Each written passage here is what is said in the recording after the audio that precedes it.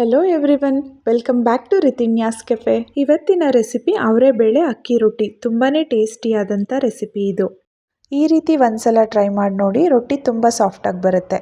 ಒಂದು ಕಡಾಯಿಗೆ 2-3 spoon oil ಸೇರಿಸಿ, oil ಕಾದ ನಂತರ ಅರ್ಧ ಸ್ಪೂನ್ ಸಾಸಿವೆ, 1 ಸ್ಪೂನ್ ಜೀರಿಗೆ ಹಾಕ್ಕೊಂಡು ಸಾಸಿವೆ ಸಿಡಿದ ನಂತರ ನಾನಿಲ್ಲಿ ಇದಕ್ಕಿದ ಅವರೆಬೇಳೆ ತಗೊತಾ ಇದ್ದೀನಿ. ನಾನಿಲ್ಲಿ 1 ಬೌಲ್ ತಗೊಂಡಿದ್ದೀನಿ. ನೀವು ಯಾವ ಪ್ರಮಾಣದಲ್ಲಿ ರೊಟ್ಟಿ ಮಾಡ್ತಿದ್ದೀರಾ ಅಷ್ಟು ತಗೋಬಹುದು. ನಂತರ 1-2 ನಿಮಿಷಗಳ ಕಾಲ ಫ್ರೈ ಮಾಡ್ಕೋಬೇಕು. ಈ ರೀತಿ ಫ್ರೈ ಮಾಡ್ಕೊಳ್ಳೋದ್ರಿಂದ ಟೇಸ್ಟ್ ಚೆನ್ನಾಗಿ ಬರುತ್ತೆ.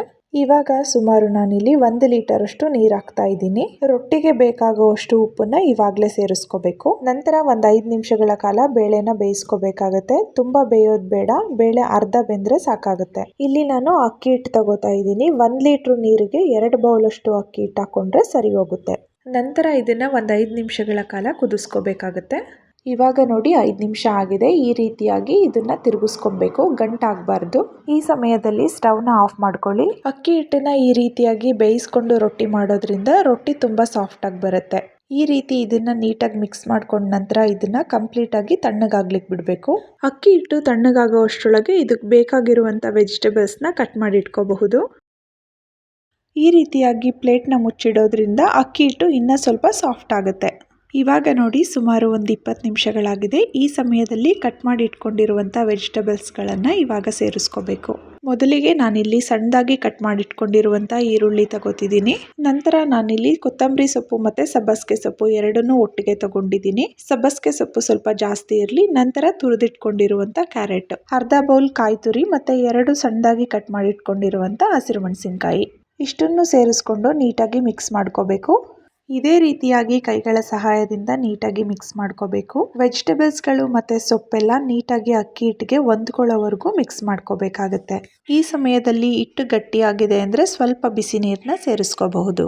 ನೋಡಿ, ಈ ಅದಕ್ಕೆ ಕಲಿಸ್ಕೊಂಡ್ರೆ ಸಾಕಾಗುತ್ತೆ. ನಂತರ ಸಣ್ಣ ಉಂಡೆಗಳನ್ನಾಗಿ ಮಾಡಿಕೊಂಡು ಬಾಳೆ ಎಲೆ ಮೇಲೆ ಸ್ವಲ್ಪ ಆಯಿಲ್ ಹಾಕ್ಕೊಂಡು ರೊಟ್ಟಿನ ಈ ರೀತಿಯಾಗಿ ತಟ್ಕೋಬೇಕು.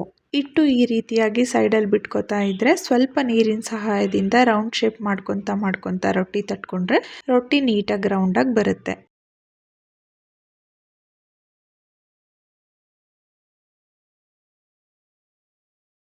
ಇವಾಗ ಕಾದಿರೋ ತವಾ ಮೇಲೆ ರೊಟ್ಟಿನ ಹಾಕ್ಕೊಂಡು ಒಂಬಣ್ಣ ಬರೋವರೆಗೂ ಬೇಯಿಸ್ಕೋಬೇಕು.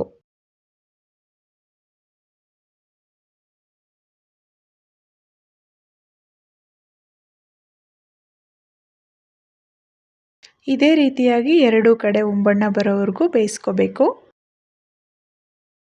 ಉಳಿದಿರುವ ಎಲ್ಲ ರೊಟ್ಟಿಗಳನ್ನು ಇದೇ ರೀತಿಯಾಗಿ ತವಾಗೆ ಸ್ವಲ್ಪ ಆಯಿಲ್ ಹಾಕಿ ತಟ್ಕೊಂಡಿರೋ ರೊಟ್ಟಿನ ಹಾಕ್ಕೊಂಡು 2 ಕಡೆ ಒಂಬಣ್ಣ ಬರೋವರೆಗೂ ಬೇಯಿಸ್ಕೊಂಡ್ರೆ ಬಿಸಿ ಬಿಸಿಯಾದ ಅವರೆಬೇಳೆ ಅಕ್ಕಿ ರೊಟ್ಟಿ ರೆಡಿ ಆಗುತ್ತೆ. ನೋಡಿದ್ರಲ್ವಾ ಎಷ್ಟು ಸಿಂಪಲ್ ಆಗಿ ಮಾಡ್ಕೋಬಹುದು ಅಂತ.